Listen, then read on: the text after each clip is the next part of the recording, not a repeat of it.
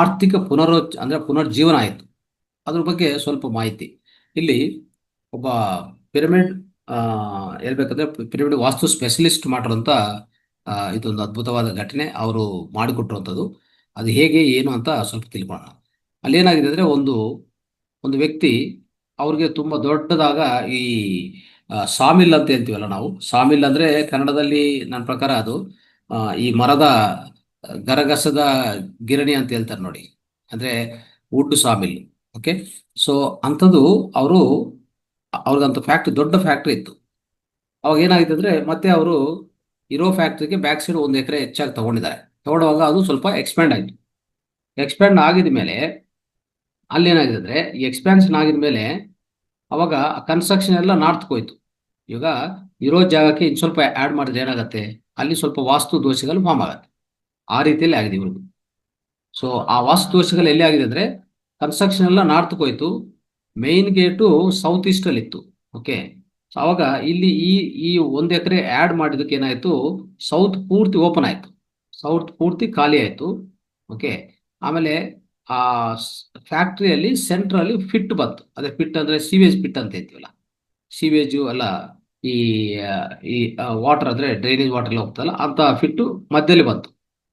ಈಗ ಏನಾಗಿದೆ ಅಂದರೆ ಫ್ಯಾಕ್ಟ್ರಿ ಲಾಸಸ್ಗೆಲ್ಲ ಹೋಯ್ತು, ಪ್ರೊಡಕ್ಷನ್ ಸ್ಟಾಪ್ ಆಯಿತು, ಯಾವುದು ನ್ಯೂ ಆರ್ಡರ್ಸ್ ಇಲ್ಲ. ಸೊ ಈ ರೀತಿಯಲ್ಲಿ ಮತ್ತೆ ಫೈರ್ ಆಕ್ಸಿಡೆಂಟ್ ಆಯಿತು, 2 ಲೀಗಲ್ ಕೇಸಸ್ ಆಯಿತು. ಇಂತೆಲ್ಲ ಆಗುವಾಗ ಇವರು ಒಂದು ವಾಸ್ತು ಕನ್ಸಲ್ಟೆಂಟ್ನು ಏನು ಮಾಡ್ತಾರೆ, ಕನ್ಸಲ್ಟ್ ಮಾಡ್ತಾರೆ.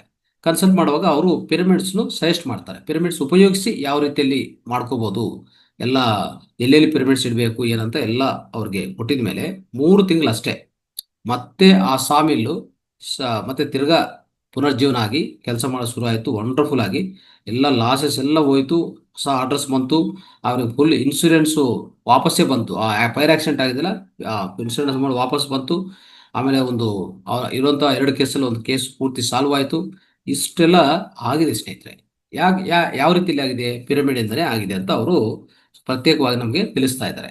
ಅರ್ಥ ಮಾಡ್ಕೊಳ್ಳಿ. ಸೊ ಆ ರೀತಿಯಲ್ಲಿ ಒಬ್ಬೊಬ್ಬರು ಈ ಪಿರಮಿಡ್ ಪವಾಡಗಳು ಹೇಳ್ತಾ ಇದ್ರೆ ಸ್ನೇಹಿತರೆ, ನಾವೆಲ್ಲರೂ ಉಪಯೋಗಿಸಿ ಆನಂದ ಆರೋಗ್ಯ ಹೊಂದೋದು ತುಂಬಾ ಉತ್ತಮ ಅನ್ನಿಸ್ತದೆ. ಇಲ್ಲಾಂದ್ರೆ ಅನೇಕ ಬೇರೆ ಬೇರೆ ಪ್ರಯತ್ನಗಳೆಲ್ಲ ಮಾಡ್ತೀವಿ, ಅದರಿಂದ ಸಮಯ ವೃಧಾ ಆಗತ್ತೆ, ಹಣಕಾಸು ವೃಧಾ ಆಗತ್ತೆ, ಶ್ರಮ ಆಗತ್ತೆ, ಮತ್ತೆ ಅಶಾಂತಿ, ಮನೆಯಲ್ಲಿ ಅಶಾಂತಿ, ಮಾನಸಿಕ ಅಶಾಂತಿ ಎಲ್ಲ ಹೆಚ್ಚಾಗ್ತಾ ಹೋಗ್ತದೆ. ಅದಕ್ಕೆ ಇಂಥ ಪಿರಮಿಡ್ ಪವಾಡಗಳು ನಾವು ಹೊಂದಬೇಕಂದ್ರೆ ಪಿರಮಿಡ್ಗಳನ್ನು ಎಲ್ಲೆಲ್ಲಿ ಸಾಧ್ಯವಾಗುತ್ತೆ ಎಲ್ಲ ಬಳಸ್ಕೊಳ್ಳಿ ಅಂತ ಹೇಳ್ತಾ ಇವತ್ತಿನ ಈ ಕಿರು ಸಂದೇಶವನ್ನು ಮುಕ್ತಾಯ ಮಾಡ್ತಾ ಇದ್ದೀವಿ. ಥ್ಯಾಂಕ್ ಯು, ಧನ್ಯವಾದಗಳು.